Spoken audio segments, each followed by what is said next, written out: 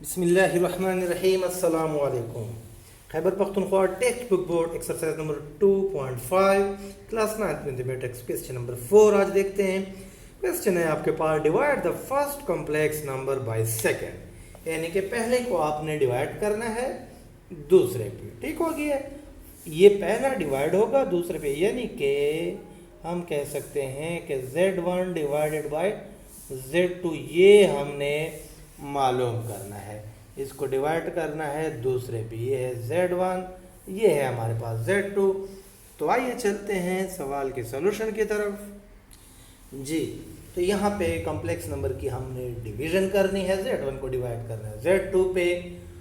तो सबसे पहला काम हमने ये करना है कि कंजुगेट के साथ इसको मल्टीप्लाई भी करना है और डिवाइड भी करना है। ठीक हो गया, 5 माइनस आयोटा के ये जो हमारे पास Z2 यानी कि सेकंड कॉम्प्लेक्स नंबर है, इसके कंजुगेट के साथ। तो यहाँ पे आप एक जुमला लिख लेंगे, multiplying and dividing by the conjugate which is 5 plus iota.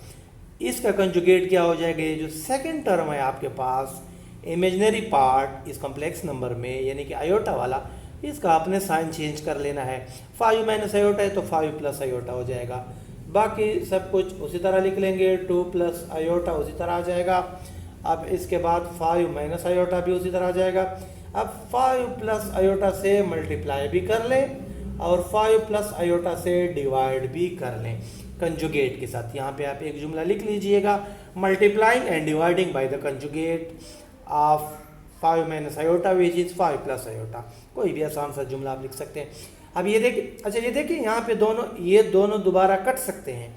5 plus iota एक मल्टीप्लाई में है, एक डिवाइड में है, तो ये दोनों कट रहे हैं। कट के हमारे पास क्या आ रहा है, 1 देगा, 1 इसे मल्टीप्लाई करेंगे तो दोबारा यही चीज़ आ जाएगी।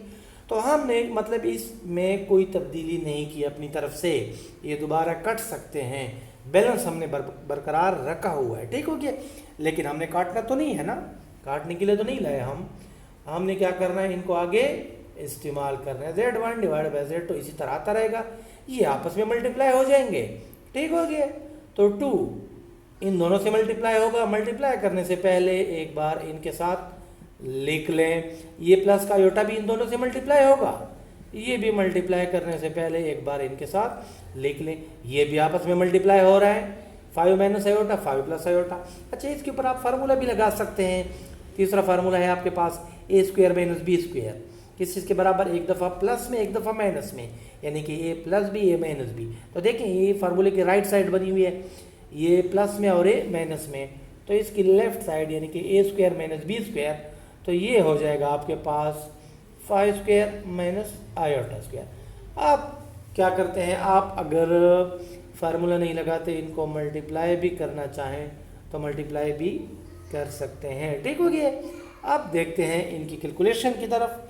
2 इंटू 5 ये हो जाएगा 10, 2 इंटू प्लस आयोटा तो ये हो जाएगा प्लस का 2 आयोटा। अब इनको मल्टीप्लाई करते हैं, आयोटा मल्टीप्लाई बाय 5 ये हो जाएगा 5 iota, plus into plus plus iota into iota, iota square. ठीक हो गया, अब यहाँ पे आ जाए डिनोमिनेटर में ये 5 का स्क्वायर, 5 का स्क्वायर कितने के बराबर आएगा, ये आ जाएगा 25 माइनस ये है आयोटा स्क्वायर।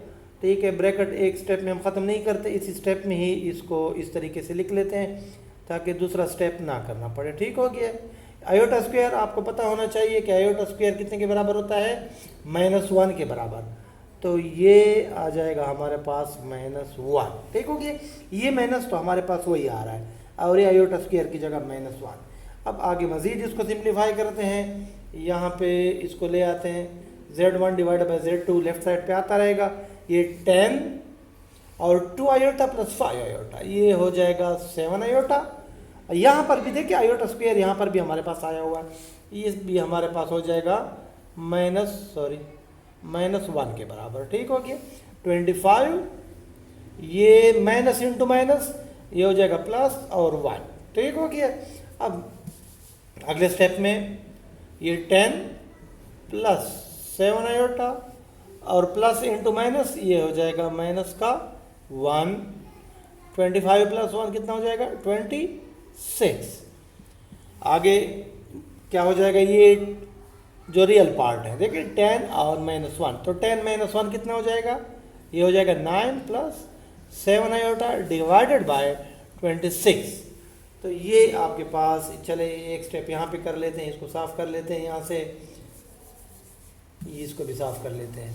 तो Z1 डिवाइडेड बाय Z2 हमारे पास कितना आ रहा है, ये 9 + 7 आयोटा डिवाइडेड बाय 26, ठीक हो गया। अब ये जो 26 है इस पर भी डिवाइड हो रहा है, इस पर भी हो रहा है, तो दोनों को आप क्या, यहाँ पर भी आप देख सकते हैं कि 26 दोनों पे डिवाइड हो रहा है, तो आप क्या कर सकते हैं, दोनों पे इसको डिवाइड कर लें ताकि आपके रियल पार्ट और इमेजिनरी पार्ट जो है वो अलग अलग हो जाए, ठीक हो गया। तो 9/26 + 7 आयोटा डिवाइडेड बाय 26, तो ये आपका क्या हो जाएगा, आंसर हो जाएगा। तो अच्छा, इसका जो सेकंड पार्ट है बिल्कुल सेम इसी तरीके पे आपने करना है, और सिर्फ उसमें एक चीज़ का आपने ख्याल रखना है, वो थोड़ा सा मैं आपको यहाँ पे गाइड कर देता हूँ, फिर बाकी वो आपका होमवर्क होगा।